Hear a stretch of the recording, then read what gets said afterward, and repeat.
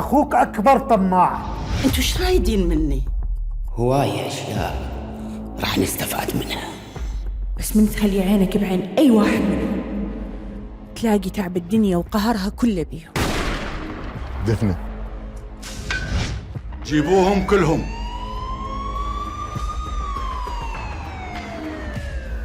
وهذا حال الفقير. بغداد هي بغداد، تبقى حلوة. القلب يعشق لكل جميل. بس دقيقة. ولك أنت تنشل يا نذل.